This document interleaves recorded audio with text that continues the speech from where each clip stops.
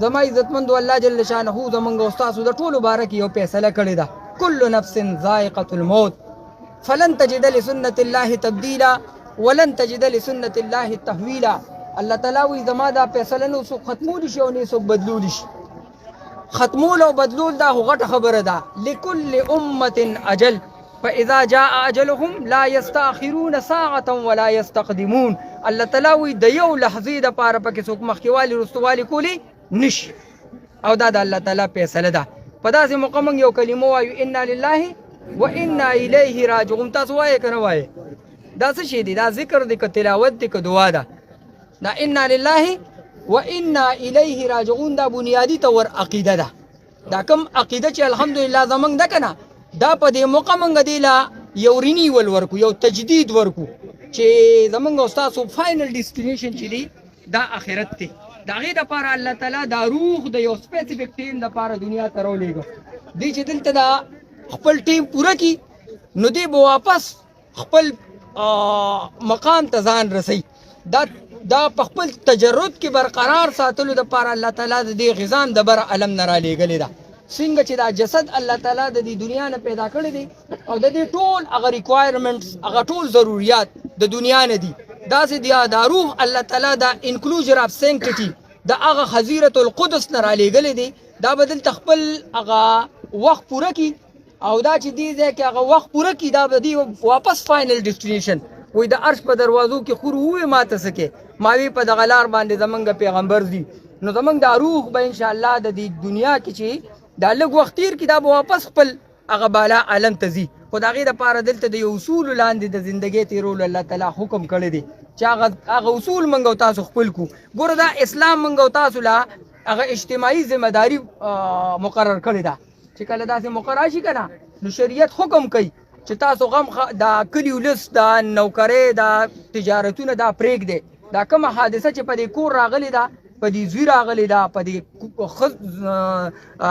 کور والا راغلې ده، په دې پلار راغلې ده، دا دې په یوازې برداشت کولی نشي. دا د شریعت حکم دی. دې ته وایي کلیکټیو ریسپانسیبلیټي اف مسلم امه.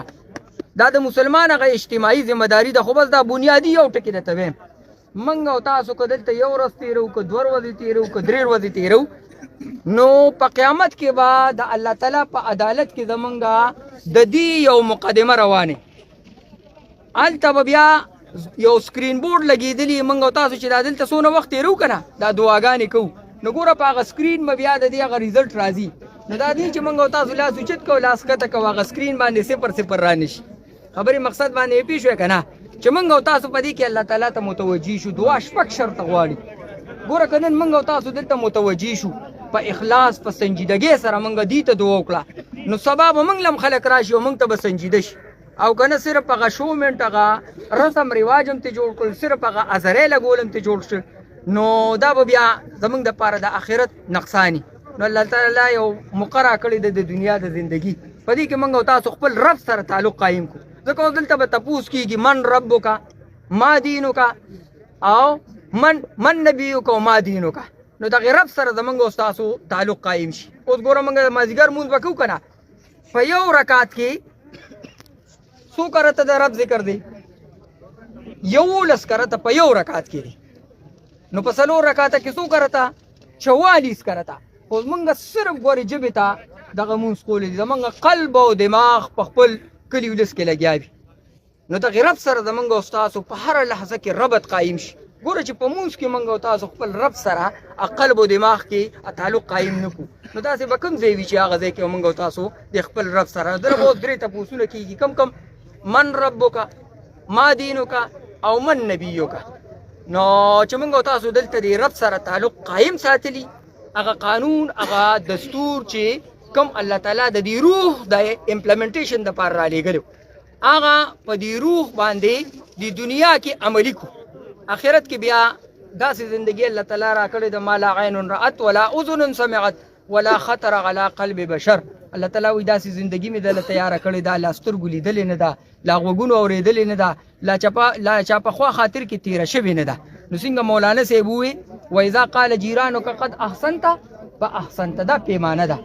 عمر رضی الله تعالی عنہ دا پیمانه ایښودې ده چې ګاونډي دې ووایي دا سړی ښه سړی دا به ښه سړی وي، نو څنګه مولانا صاحب وي موږ هم د دې خبرې دغه کوو چې او دله چې دا دونه پروتوکول میلو شو دا په څه وجه میلو شو بنیادي طور د دې اسلامي ریاست د دې خدمت کړې دي بنیادي دا دي چې تاسو وګورئ چې دی د یو اسلامي ریاست د یو مذهبي خوري خدمت کړې دی الله تعالی دا دی په دنیا کې مولې یو عزت ورکو نو الحمدلله الله تعالی یو ملک را کړی دی دا په ایمان سونه ده چې موږ تاسو د دې ملک خدمت وکړو او هغه قانون چې موږ تاسو سره ټولي دنیا منلې د آکسفورډ یونیورسټي لومبي نوم د دې قانون په حواله د فرامینل جورست اف دی ورلد محمد د فاونډر اف اسلام دویم نوم ورپسې نعمان صناب ثابت فرام کوفه نو الله تعالی یو قانون را کړی دی قانون د لاندې زموږ او ستاسو زندگی تیر شي نو آخرت کې الحمدلله الله تعالی بیا جنتونه تیار کړي دي بیا محلات تیار کړي دي بیا خوشاله دي نو زمونږ استاد الحمدلله په دې مذهبي خوره باندې زندگی تیر شوې ده او دا هغه الله تعالی سره زمونږ استاد یو تعلق قائم شوی دی دا به ان شاء الله دا خو یو هغه برزخ زندگی دی ته وي د دې نه پس بیا د قیامت ورځ ده او بیا جنتونو هغه نه ختمېدونکې زندگی ده د هغې د تیارۍ دپاره هر یو کس له موږ او تاسو له الله یو مقرر کړی